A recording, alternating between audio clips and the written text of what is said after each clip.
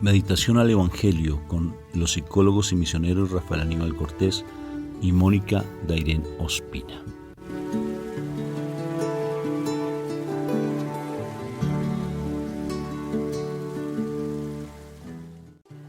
Bueno, Dios me los bendiga, Dios me los llene de mucha paz, que este día sea espectacularmente bendecido en Cristo Jesús para cada uno de ustedes. Dios me los llene de paz. ¿Cómo estás hoy, amor? Bien, gracias a Dios. ¿Y tú?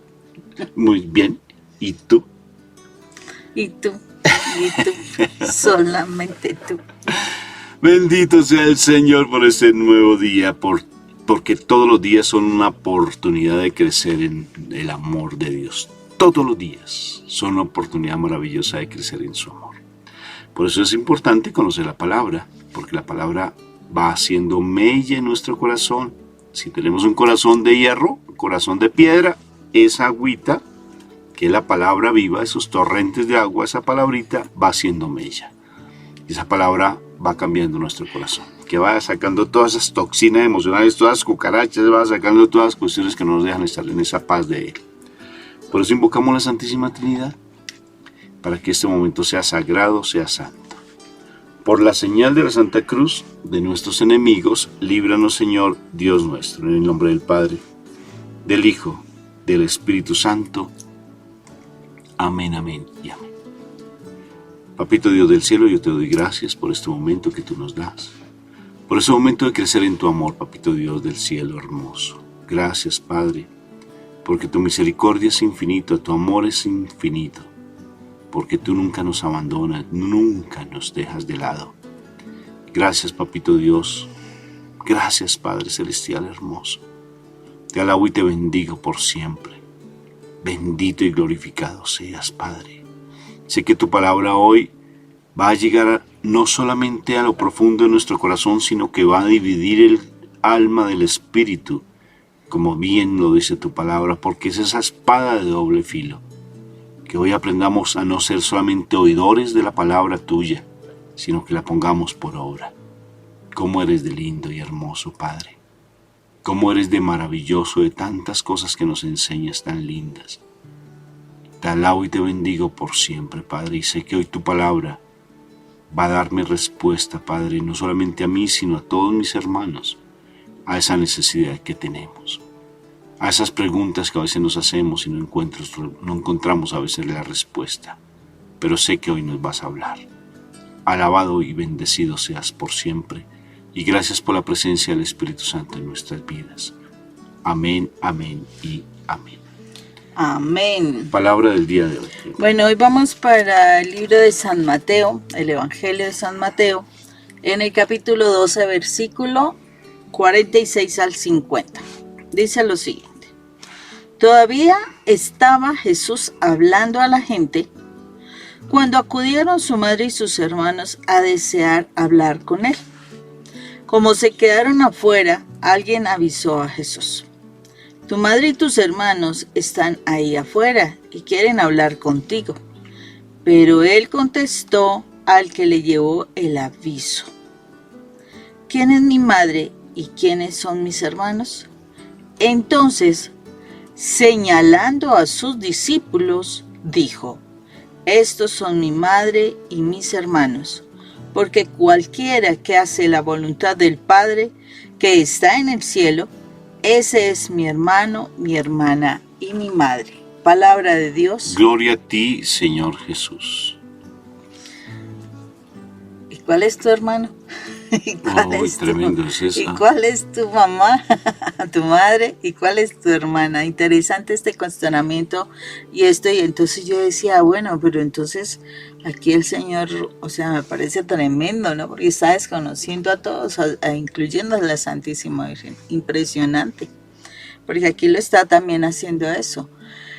Pero yo me cuestionaba por qué este planteamiento. Y yo miraba algo que es importante. O sea, es importante ver todo el contexto de este pasaje. ¿Por qué razón? ¿Qué era lo que en ese momento estaba haciendo nuestro Señor Jesucristo? En ese momento nuestro Señor Jesucristo estaba dando las enseñanzas del Padre. Para Él eso era lo más importante. Eso lo mostró desde el mismo momento en que el pasaje de donde él fue hallado en el templo después de que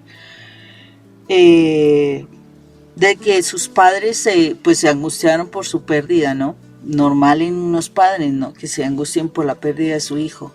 Pero desde ese momento él estaba mostrando quién era más importante en su vida. Sí, en su vida lo primero es nuestro Padre Dios. Y aquí él está hablando a las personas, pero él no es el hablar de hola, ¿cómo estás? Y la parte social y el chisme pa' aquí y el chisme para allá, la criticadera, etcétera. Bueno, no. Cuando él hablaba a las personas, él siempre daba enseñanzas de su papá, daba enseñanzas de, o sea, todo lo que Dios necesitaba que nosotros conociéramos del reino de Dios. Entonces para Jesús eso era tremendamente importante, era muy importante. Por tal razón cualquier otra cosa entraba a ser segundo plano. Yo me pregunto si eso lo sabía la Santísima Virgen y ella va a preguntar por Jesús, ¿qué tema sería tan importante para que ella fuera a interrumpirlo? Porque era eso, ¿cómo lo iba a ir a interrumpir? O sea, yo siento que era un asunto importante para que ella y sus hermanos se presentaran, o sea, interesante. O sea, algo estaba sucediendo para que fueran a interrumpirlo. Y es cuando él puede indicar, ¿sí?, que realmente qué es lo importante, quiénes deben ser importantes. Y en este caso, él muestra a sus discípulos, él señala a sus discípulos y él dice, ellos son mi madre, mi hermana, mi hermano, ¿cierto? Porque ellos están haciendo la voluntad del Padre. Porque ellos realmente quieren conocer el reino de Dios. Entonces él sentía esa responsabilidad tan grande de poder transmitir ese mensaje de nuestro amado Dios y Rey a sus hermanos, para que ellos conocieran cuál era el camino y demás. Para él en ese momento muestra como que aquello que fueron a decirle, porque además Jesús conoce el corazón de las personas independientemente, él mostraba como que las cosas del mundo no son tan importantes. Las cosas del mundo son demasiado secundarias. Lo primero es Dios, ¿sí? Y cuando yo miraba todo este pasaje, yo me cuestionaba, cuando nosotros nos reunimos con personas, y me deja cuestionada, cuando nos reunimos con las personas en la iglesia, nosotros, o sea, con mi esposo y mi hija que hemos podido estar en misión, hemos podido ver cómo tantos grupos de pastoral en las iglesias se dedican a la parte social, a posiblemente hablar cosas, a compartir alimentos. Bueno, eso no está mal, pero la situación es ¿a qué se reúnen los grupos en la iglesia? Hablar de aquí, hablar de allá, y que hicieron esto y que hicieron aquello, y que mire la política y que mire el gobierno y que mire la vecina y que mire los inmigrantes y que mire absolutamente todo. Pero lo más importante, ¿qué es? Sí, y yo siento que aquí el Señor está mostrando qué es lo que debería importarnos. Y lo que debería importarnos es conocer el reino de Dios. Lo que debería importarnos es estudiar o sea, realmente aprender los valores, aprender lo que Dios piensa, cómo Él quiere que nos comportemos, hacer esos ejercicios pequeños para poder sanar heridas. O sea, tantas cosas que dentro del mismo grupo se pueden hacer. Todo por hacer las cosas que Dios quiere que hagamos. Y es que realmente aprendamos a ser familia. pero estamos perdiendo esos espacios, estamos perdiendo esos momentos de reunión eclesial, donde estamos con la pastoral, con los grupos que surgen de la necesidad de ese intercambiar, pero los estamos distorsionando. ¿Por qué? Porque solo se quedó en reuniones sociales, en reuniones de, perdonen, chismorreo. Y eso no le agrada a Dios, de murmuraciones, de estar criticando a los padres, de estar haciendo mil cosas que nada tienen que ver con realmente aprender lo que el Señor quiere de nuestro Padre Dios. Aquí Jesús de Nazaret, en este pasaje tan corto, pero son simplemente 4 versículos, realmente nos está mostrando qué es lo importante, qué es lo más importante. Aquí lo más importante es hacer hermanos, es tener familiaridad, pero espiritual. Realmente la familiaridad espiritual es lo más importante. Y entonces uno dice, bueno, y entonces la mamá y los hermanos y el papá carnales, ¿qué? ¿Lo humano qué? La pregunta es, ¿tú a qué te relacionas con tu familia? Realmente cuando tú conoces de Dios, tú estás utilizando esos espacios para ese crecimiento con tu familia, para compartir esas riquezas que tú tienes en tu corazón con tu familia. A veces uno se reúne es para hablar muchas cosas, pero nada positivo. Es para hasta reforzarnos en comportamientos que son negativos.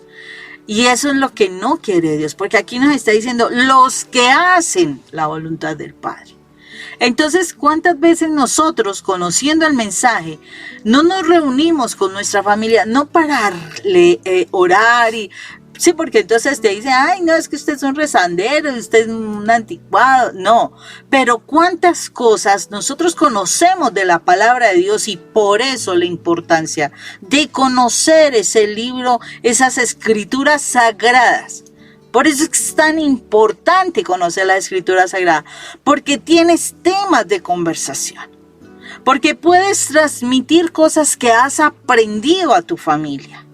Pero no, te reúnes con tu familia para criticar, para juzgar, para señalar, para discutir, para pelear, para hacer mil cosas, pero no para que tu familia haga parte del reino de Dios. Yo creo que la misma familia lo que estamos haciendo es reforzándola para que se pierdan peor, con nuestro mal testimonio. Entonces, eso es lo que, ahí tenemos que mirar nuestra familia humana, ¿para qué nos está sirviendo? O sea, la familia humana debería ser ese lugar donde más se centre la presencia de Dios. Pero eso no lo estamos haciendo y es un llamado que el Señor está haciendo a qué estamos haciendo con nuestra familia. Y cuando estamos en la iglesia, que debería ser la otra familia, parte de esa familia general de Dios, ¿qué estamos haciendo en esa familia eclesial? Es un cuestionamiento serio, porque de verdad estamos perdiendo los tiempos y tiempos importantes para poder aprender de lo que Dios quiere para nosotros. Impresionante, Moni. Entonces, aquí lo primero es lo primero y lo segundo. ¿Qué te parece ese pensamiento? Y lo tercero, a Dios. Eso es lo que a veces se hace, ¿no? Que se deja lo último para Dios. Por eso las prioridades, ¿cuáles son, no? Porque generalmente siempre nos hablan de las prioridades, que primero Dios, después nuestra pareja, nuestra familia, después nuestro trabajo ministerial y después el trabajo secular. Pero ¿qué sucede? O sea, nuestro trabajo común y corriente para conseguir el sustento. Pero a veces invertimos la prioridad y le damos más fuerza a lo humano, a la necesidad primordial, a las necesidades básicas. Y nos damos cuenta que lo fundamental es a nuestro Padre Dios, y aquí mi Jesús lo está diciendo. De todas formas, aquí hay varias cosas, un paréntesis pequeñito que, entonces nuestra Madre María tuvo más hijos. Es que ahí no está diciendo que son los hijos de nuestra Madre. Dice los hermanos de nuestro Señor Jesucristo. No está diciendo que eran los hijos de la Virgen María. Dice los hermanos de Jesús. Y por un principio precioso a nivel de la ley humana, ¿sí?, de la jurisprudencia, por ese, como se me olvidó el concepto, pero por una, o sea, no puedo yo entrar a juzgar cuando no tengo la evidencia palpable de que mi madre tuvo más hijos, porque ahí no lo dice. Dijo los hermanos de Jesús, no los hijos de nuestra Madre María, porque perfectamente pudieron haber sido los hijos de José. Tal vez José pudo haber tenido más hijos, pero así tampoco es, porque también los primos les decía hermanos. Entonces, ese puntico lo cierro el paréntesis para que lo analices. Entonces, duda razonable se llama. Por duda razonable, entonces eximo a mi madre de haber tenido más hijos y sigue siendo virgen. Chévere, ¿no? Puntico. Pero tomando el concepto de que Mónica está, por la línea que Mónica tomó este evangelio, que me parece tan hermoso, mi Padre Dios nos explica algo muy lindo. Hacer la voluntad de mi Padre. Ellos son mi familia. Queremos hacer parte, hacemos consagración de nuestra Madre María, hacemos consagración al Espíritu Santo, hacemos consagraciones a San José, hacemos consagraciones a la sangre de Cristo, hacemos consagración al Inmaculado Corazón de nuestra Madre, al Sagrado Corazón de Jesús, hacemos consagraciones de muchísimas, al Espíritu Santo, muchas consagraciones. Pero cualquier tipo de consagraciones, hazlo, consagración a quien quieras, a un santo, lo que quieras. Pero si tú no haces la voluntad del Padre, no hacemos parte de la familia de Dios. Porque la consagración me tiene que llevar a hacer la voluntad de mi Padre. Por eso mi Jesús, como ejemplo y testimonio vivo, en el huerto de los olivos, dijo esa frase o esa oración, esa máxima tan inmensa, que se haga tu voluntad y no la mía. Y ahora aquí viene la pregunta, ¿y qué es hacer la voluntad del Padre? Partamos del principio. Amar a Dios sobre todas las cosas, dijo amar. O sea que hacer la voluntad del Padre es amar. Y ahora, con lo maravilloso de este tiempo tan lindo que vivimos, a través de la misericordia. Amar siendo misericordiosos, como mi Padre Dios es misericordioso. Amen con misericordia. Y bajémoslo un poco más para poderlo entender, porque a veces no entendemos cosas tan inmensas. Entonces vamos a nuestra Madre María, a nuestra la madre de Calcuta, nuestra Teresa de Calcuta. Amar hasta que nos duela. Y entendí, Moni, alguien me enseñó algo tan bonito que no sabía, que misericordia viene de la palabra mísero. ¿Te imaginas? O sea, rebajarse a atender al otro.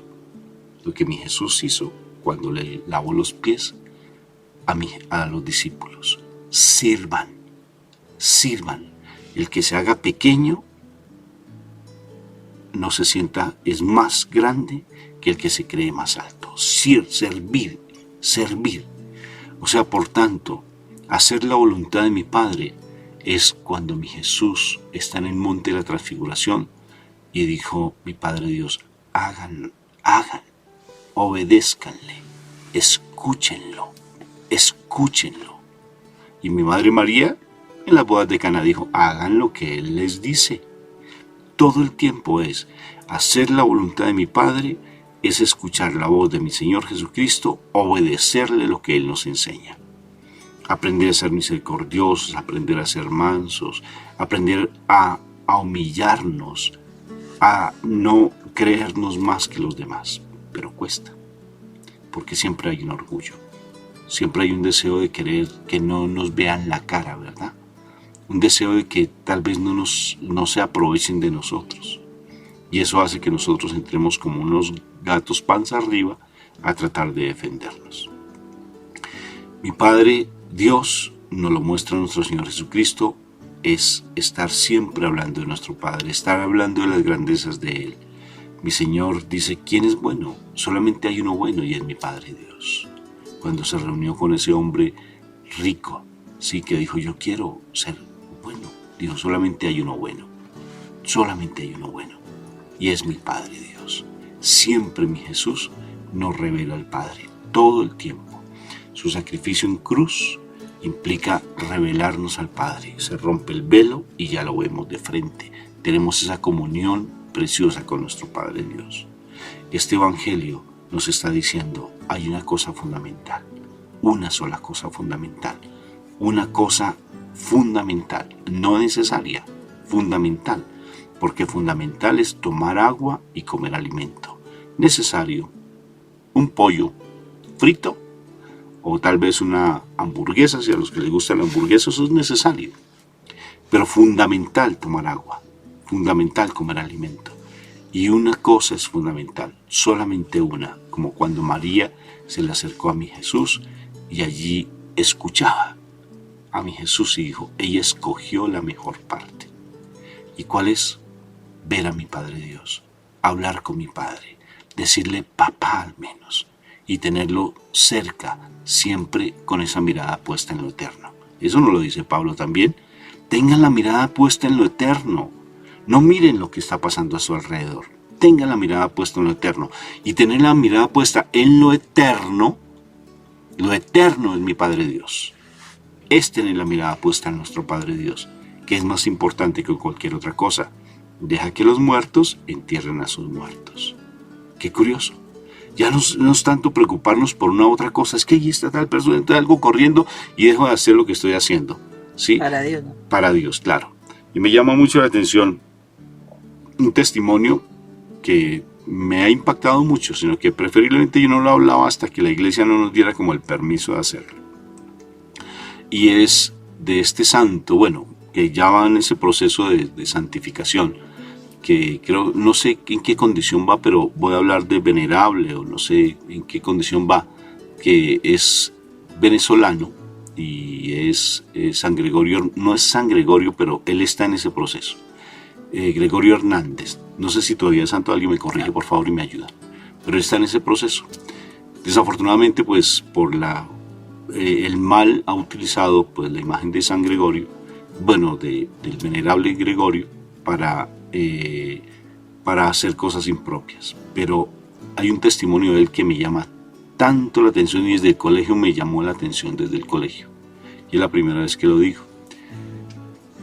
Él estaba atendiendo a una persona como médico, y era él estaba operando a alguien, y era de delicadeza, y le contaron que alguien de su cercano a él había fallecido, no sé quién, si fue un familiar, su mamá, papá, no sé quién, que había fallecido, y él ve a la persona y le dice, espera, termino de hacer esta operación y ya voy para allá, para la casa. Y siguió haciendo su operación. O sea, porque era más importante eso. Qué impresionante, ¿no? Y me llama la atención mi Jesús de Nazaret, cuando sana a alguien enfermo un sábado, por ejemplo. La ley decía que no, la ley humana, a pesar de que se decía que era espiritual, pero era humana. La ley decía, es que no se puede hacer nada el sábado. Ay, ¿tú acaso no vas y salvas a un becerrito o una oveja que está en un despeñadero y vas y la salvas y vas y la traes? ¿Y por qué entonces me juzgas si yo estoy haciendo algo en sábado? El amor es lo importante. Hacer la voluntad de mi Padre Dios. Eso es mi familia, esa es mi madre, ese es mi hermano.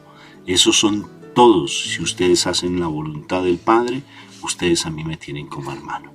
O sea, por tanto, si queremos tener esa común unión con nuestro Señor Jesucristo, porque teniendo esa común unión con mi Jesús, tenemos una común unión con mi Padre, pues hay que hacer la voluntad de nuestro Padre Dios. Y la voluntad de nuestro Padre Dios es amar, pero ¿cómo cuesta? Recuerda que en el mundo no hay amor. En el mundo no hay amor. En el mundo hay deseos, en el mundo hay pasiones, en el mundo hay emociones. Pero en la parte espiritual al cual tú y yo pertenecemos al reino de los cielos, debe haber fundamentalmente el amor. Y el amor no es esperar que me amen, sino amar, dar lo mejor de nosotros. A mí me cuesta, claro que me cuesta, porque no es fácil. ¿Sí? No es fácil, porque sobre todo uno ama más fácilmente a quien a uno lo ama, ¿no? Uno ama a su papá, si el papá uno lo ha amado, o ama a su mamá, si uno lo ha amado. Pero es de que ellos no nos amen a nosotros, ¿tenemos capaces de amarlos? Eso cuesta, ¿verdad? Porque siempre estamos dando dependiendo de cómo nos den a nosotros. Y allí no está la parte espiritual, como nos lo enseña nuestro Señor Jesucristo. Amar, por ejemplo, a quien no nos dé un plato de comida, hay que darle un plato de comida sin esperar que ellos nos den. Porque si ellos nos dan, entonces no tiene mérito. Hay que darle a aquel que no nos da. Es impresionante eso. Por tanto, la palabra hoy nos está diciendo, hagan la voluntad de mi Padre. Amén. ¿Qué crees, mi amor? Y esa voluntad del Padre también la podemos encontrar facilísimo cuando, o sea, lo que Rafa dice es importante de amar a Dios sobre todas las cosas. Y realmente cuando tú amas a Dios, tú aprendes a amar al prójimo, ¿no? No como generalmente estamos acostumbrados, ¿no? Nosotros tenemos que pedirle a Dios que nos enseñe a amar como Él ama. Porque el amor como nosotros lo aprendimos es un amor que no es un amor equivocado.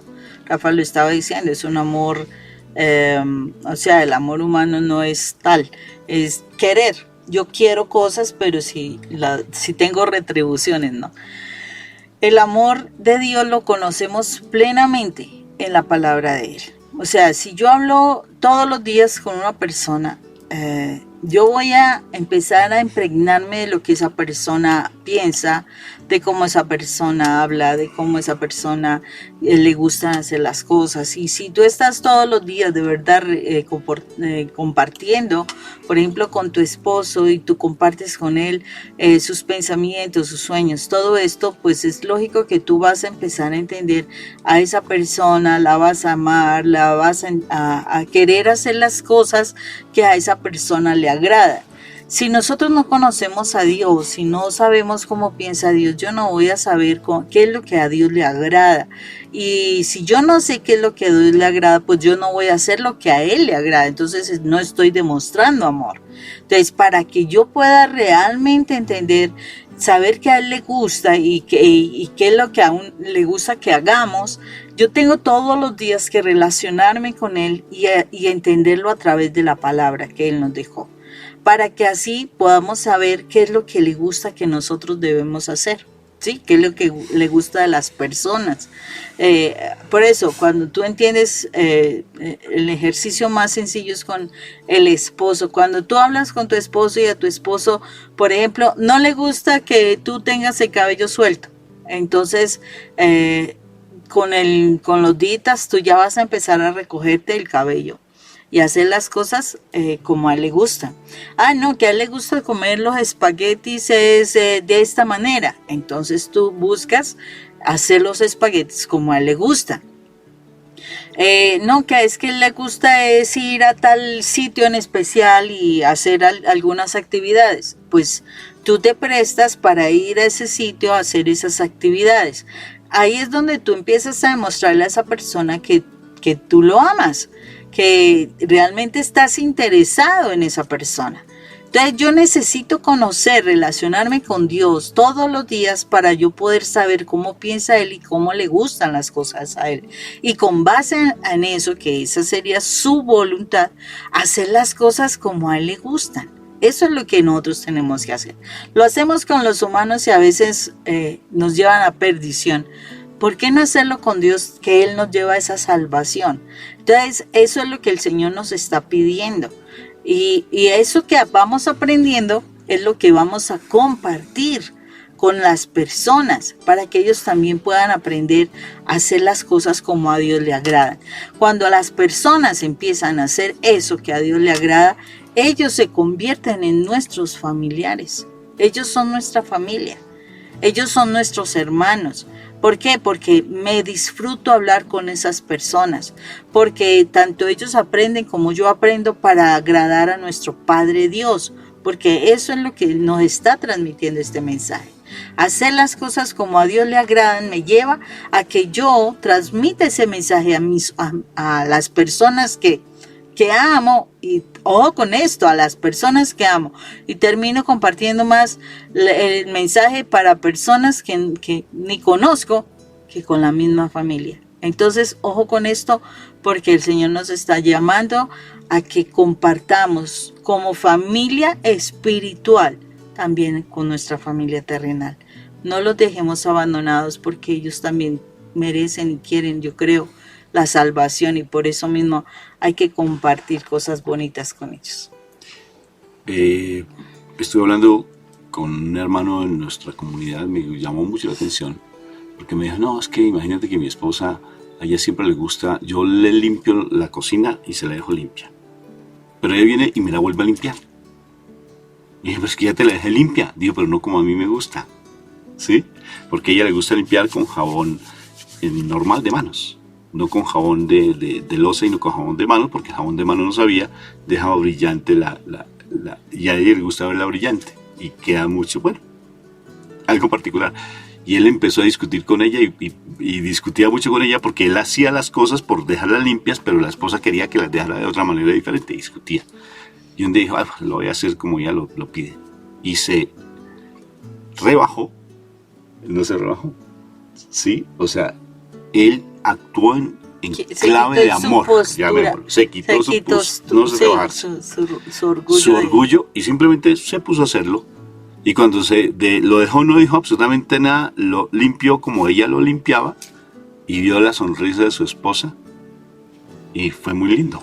Y la moraleja de eso fue que él no tenía nada que perder, porque en últimas él limpiaba, pues limpiarlo como su esposa se lo dice, para tenerla contenta. En últimas él no va a perder absolutamente nada. Eso es amor. Eso es hacer la voluntad del Padre, dar lo que ella quiere. ¿Qué estás perdiendo? Él no perdía nada y ganó mucho. No sé si me voy a entender. Qué interesante, para que lo tengan en cuenta y hagas eso conmigo, ¿ok? Chao, Dios me lo bendiga. Menos mal que él habla para él. Dios me lo bendiga. Entonces ya acuérdate, para que yo me sienta feliz. Así es como me vas a limpiar la cocina, que bien. Chao, Dios me lo bendiga. Y hablo en Chao. palabras mayores. Chao.